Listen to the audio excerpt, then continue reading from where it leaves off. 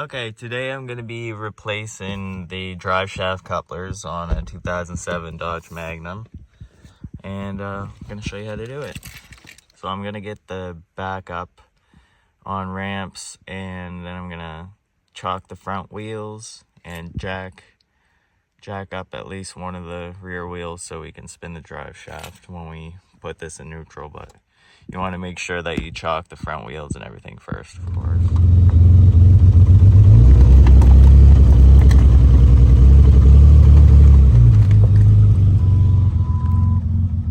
Okay, so I got it jacked up, and I got the jack stand under there. So we're gonna crawl under there and take a look at the drive shaft. Okay, we're under here, and as you can see, that coupler is extremely damaged. While you're under here, you wanna also check the center support ring too, and make sure that the rubber's not torn or anything.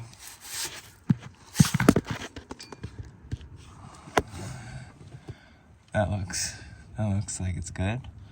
So there's also a coupler in the front too, so I'm gonna slide to the front and take a look at that coupler. It's definitely not destroyed like the rear one. It could be replaced because you see it's starting to crack there. It might vibrate a little bit, but if this is what yours looks like, it's up to you if you want to replace it or not. That one still looks okay to run, but clearly the back one needs to be replaced. Okay, so you want to have at least one of the rear wheels jacked up so you can put it in neutral and be able to spin the drive shaft. Make sure that it's jacked up safely and you got a jack stand and the front wheels are chocked. You got to chock the front wheels, of course, because the car will roll if you don't. You definitely don't want that to happen.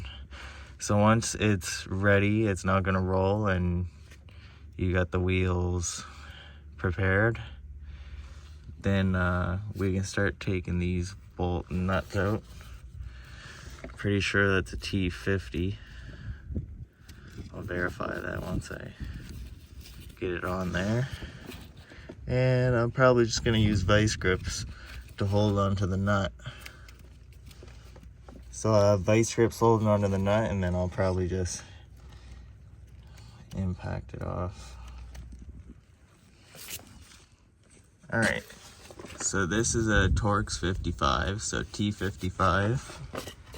And I just got the vice grips to hold the nut, and then you can take the bolts out.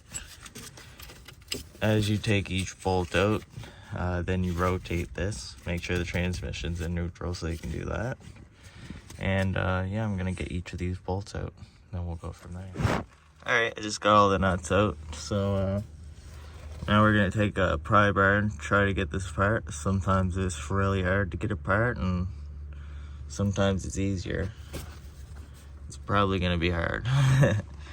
But yeah, if any of your bolts or anything got damaged really bad, you definitely want to replace them.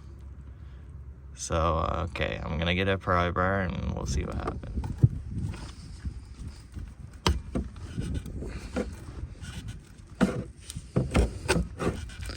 You want to be careful not to damage the center, because there's a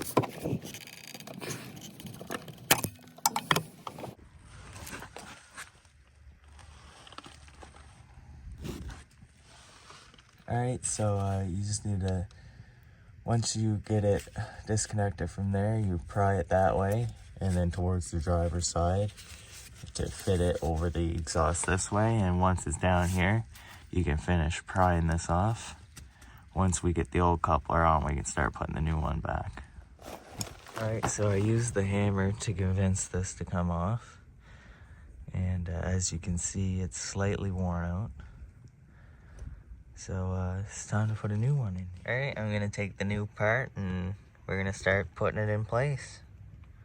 Get it together. Once you have the new one, you can put it in place. If yours is overly dirty here, you can probably hit it with a wire brush, clean it up. And As you can see, some of those are raised out slightly. So the ones that are raised out are going to go in the slots, so it should kind of hold in there. Kind of like that. You want them to go in. So I'm going to use 2 hands to put that in place. And once we get this sat in place, then we're going to lift the drive shaft up and sit it over the centerpiece here. Get it lined up.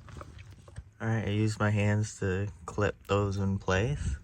And now I'm going to lift the drive shaft up and slide the centerpiece over there. Okay, so I just used a pry bar to pry this towards the front a little bit and slid it into place. Now I'm just going to use my hands to line these up and clip those in. And once those are clipped into place, I'm going to start putting the bolts back in how they came out. Alright, so when you put this in, you want to make sure that the collar slides into the sleeve. And also take some blue thread locker and just put a little bit where the thread's going to be. This is an important bolt, you don't want it to come off. And once you get a little bit of thread locker on there, then you can tighten them down. I'm going to do that, and then I'll show you once it's done.